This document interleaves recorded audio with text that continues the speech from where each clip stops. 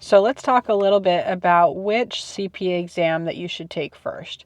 Now, this is going to be very subjective, but I'd like to offer up 3 different approaches to take when considering which one to choose first. But first, before we get to that, let's discuss what are the different sections of the CPA exam. So this has changed in recent years, so it has been updated. Periodically, they make updates to the CPA exam. And so as of right now, there are 4 sections. They're each 4 hours long. 3 main core sections, and then 1 section where you get to choose what you want to take.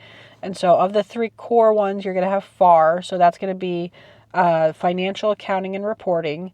The second one is going to be taxation and regulation, or reg.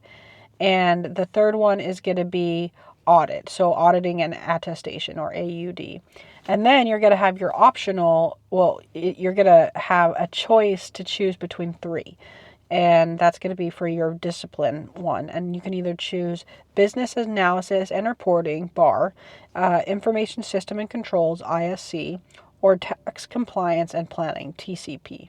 So that is going to be the 4th exam. So these are the 4 exams that you could take in any order that you want. So let's discuss some different approaches. So the first one is what I call the SAFE approach. Now, the SAFE approach is the idea that, so you only have 18 months to complete your exams. After you take your first exam, once you pass your first section of your exam, that's when the timer starts.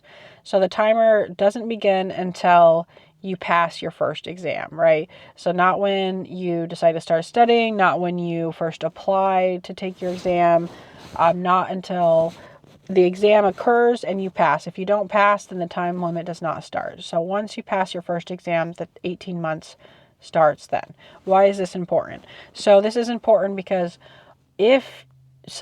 for every person, some exams are going to be harder or easier depending on the experience you have. Generally speaking, one of the hardest exams that most people argue would be FAR, the financial reporting exam.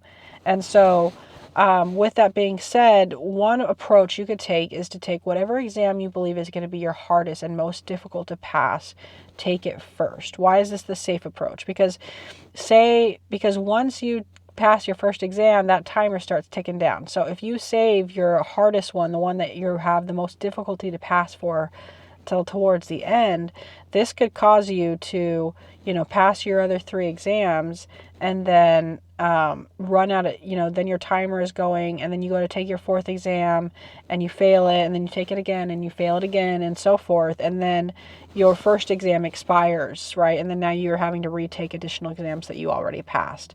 And so the SAFE approach would be to whichever one you think is going to take the longest or most be difficult to pass, take it first. So that way you're not really have that time constraint. And so that's why when you do finally pass that first exam and the timer starts, you're not worried about having to take that one, in that limited time frame, like it's already taken up. So that's one approach, is to take the SAFE approach, is to pick whichever one you think you're going to need the most time to study for, or are most likely to fail the first time, and take that one first until you pass it.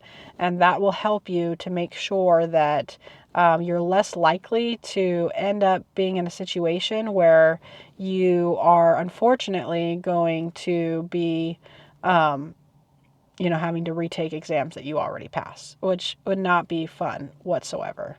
So that's the SAFE approach. The second approach takes the opposite, and that is what I call the confidence booster approach. So the confidence booster approach, which I feel like is very underrated sometimes, that I think it's a really huge motivational tool, is to take the easiest exam first, whatever exam you think is going to be the easiest for you. Now, sometimes you don't always know what's going to be the easiest exam for you, but in generally speaking, pick which one you think that you're going to pass the most first. Why? Because once you pass that first exam, you'll be so relieved and you'll have such a confidence boost that you were able to do this hard thing and accomplish it. And it may be what you need exactly to really be that driving force to help you do the rest of the exams. Because if you take the hardest one first and you fail, and then you fail, and then you fail, maybe you'll just give up and never complete them. And so sometimes, I know when I took my first exam, I was like really, really nervous. Really, really nervous. And so,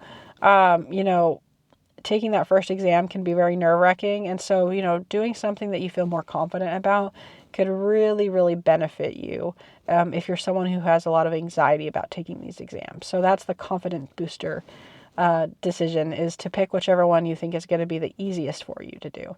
And then the third one is just the middle of the road approach, which probably, as you guessed, is taking either the hardest or the most easy. Maybe you save you take one of the middle ones. Like, don't take your hardest first, because maybe you also need to learn how to study, because sometimes these exams take some time to learn how to study for.